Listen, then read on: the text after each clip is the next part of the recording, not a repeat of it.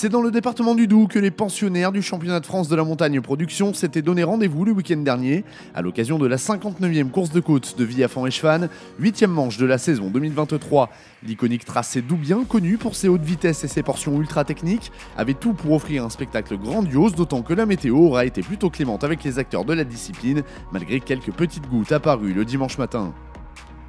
Second des deux derniers rendez-vous de la saison, Yannick Poinsignon avait à cœur de remettre la machine en route et cherchait encore des solutions pour retrouver le chemin de la victoire.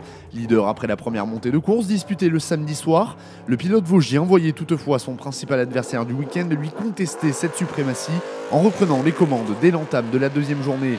Mais dans la toute dernière montée de course, alors qu'il accusait un retard d'à peine plus de 6 dixièmes, Poinsignon est allé puiser dans ses ressources personnelles pour signer avec brio sa 4e victoire de la saison au volant de sa BMW M3 E92. Un résultat parfait pour reprendre un peu d'air au championnat.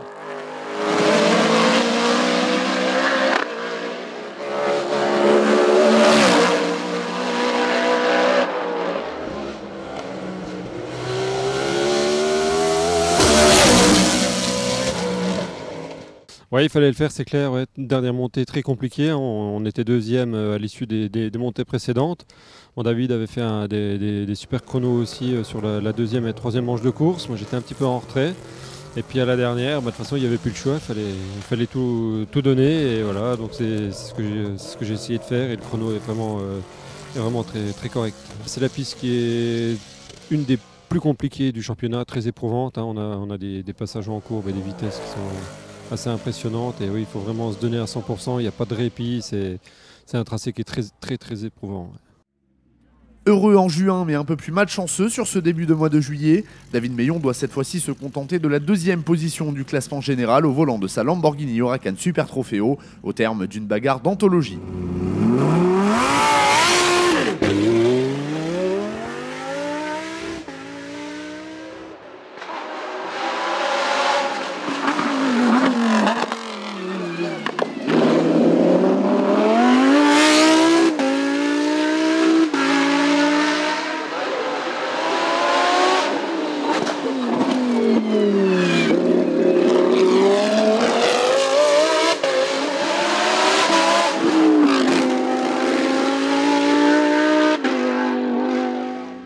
Comme à Abrècheviller, le pigiste de luxe qu'est Paul Reuter monte sur le podium scratch de l'épreuve avec sa Porsche 991 Phase 2 Cup, cette fois-ci sur la 3e marche.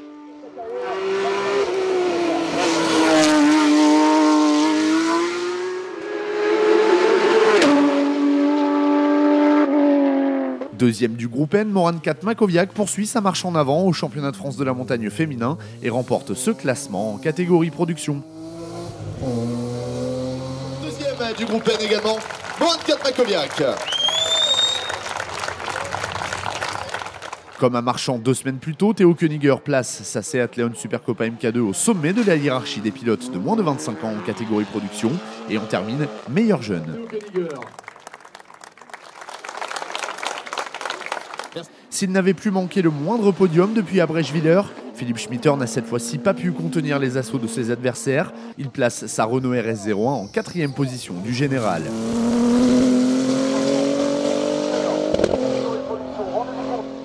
Deuxième du dernier trophée Michelin amateur en championnat de France des rallyes, Ludovic Godard crée la surprise pour sa toute première fois en course de côte. Le local de l'étape s'offre la 5e place du classement Scratch sur une Porsche Cup qu'il découvrait également.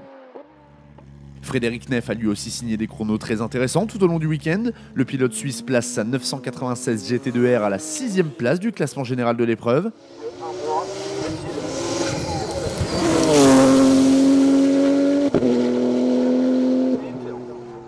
Au volant de sa Ferrari 430 GTO, Vincent Lagache occupe à l'arrivée la 8e place du classement Scratch et la 7e du GTT S4.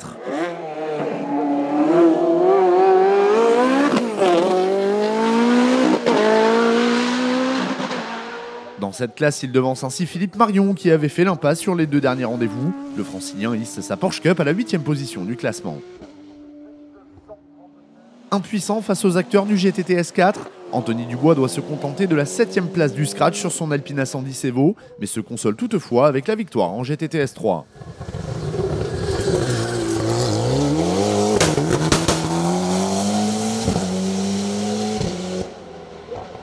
Comme à son habitude, Thierry Thiers a signé des chronos exemplaires au volant de sa Cupra MK3 TCR. Il prend ainsi la deuxième place de la classe.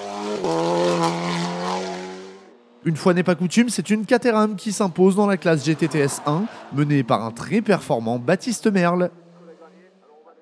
À domicile, Aurore Louison n'a pu faire mieux que de prendre la deuxième position de la classe au volant de sa midjet 1300 cm3. Dans le groupe A, c'est un revenant qui s'impose en la personne de Julien Paget. Lui qui n'avait plus roulé avec la Peugeot 308 Cup depuis Limonest 2022 s'impose à Viafan tout en terminant 9e du général.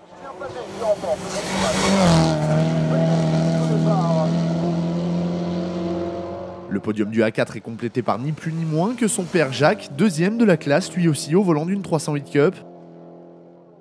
Le duo devance ainsi Manuel Brunet sur une monture équivalente, troisième à l'arrivée en A4. Après avoir mis le championnat de France entre parenthèses ces derniers mois, Nicolas Granier se rappelle au bon souvenir de tous en remportant la classe A5 sur sa Cupra Supercopa MK3, en terminant deuxième du groupe A et en se hissant à la 10e place du général.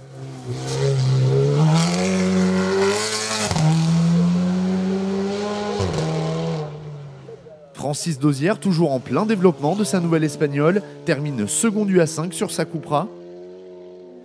Tandis qu'Alain Perrault, vainqueur du groupe A à Marchand, complète le top 3 de la classe sur sa Seat MK3. Notons également le très beau week-end de Jennifer Lamonica sur l'ancienne Cupra MK3 de Julien Dupont. La désormais doubienne d'adoption termine à la 5e place du A5.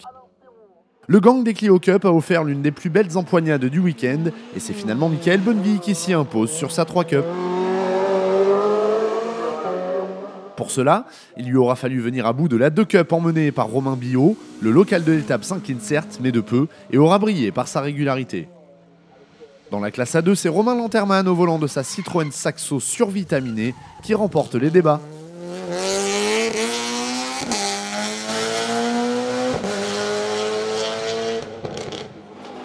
Une pléiade d'Alpine A110 GT4 était à retrouver du côté du groupe GT Sport et c'est finalement Jean-François Ganeva qui s'y est imposé sur l'ancienne monture d'Anthony Dubois. Pour sa première sortie sur une épreuve nationale, Yann Durieux s'est illustré et place sa Diepoise en 2e position du groupe.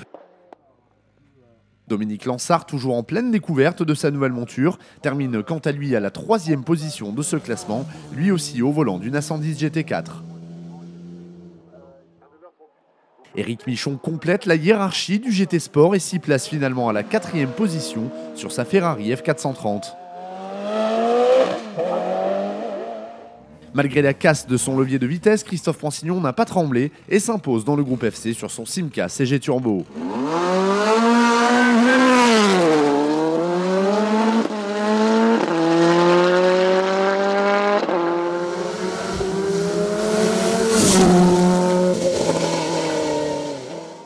Laurent Brossard avait à cœur de briller sur sa Simca Rally 2. Sur ses terres, il remporte la classe FC2. Privé de son meilleur ennemi dès la première montée de course, Sébastien Lemaire a assumé son statut de favori dans le groupe N pour s'offrir sa 6e victoire de la saison sur sa BMW M3 E36. Derrière Moran Makoviak, un homme faisait son retour en championnat de France de la montagne, David Lamarche. Il place sa M3 U36 à la 3e place du groupe N. Comme à Abrècheviller en avril dernier, Antoine Lauber a imposé sa Renault Clio 2 au sommet de la hiérarchie de la classe N3. De même, Sébastien Pichol s'impose dans la classe N2 sur sa Citroën Saxo VTS. Tandis que la classe N1 est tombée dans l'escarcelle de Denis Fent au volant d'une Peugeot 106 Rally. 3e victoire de la saison dans le groupe F2000 pour Sébastien Delors. Le sudiste y impose sa Peugeot 206 Plus RS tout en s'offrant le gain et le record de la classe F2002.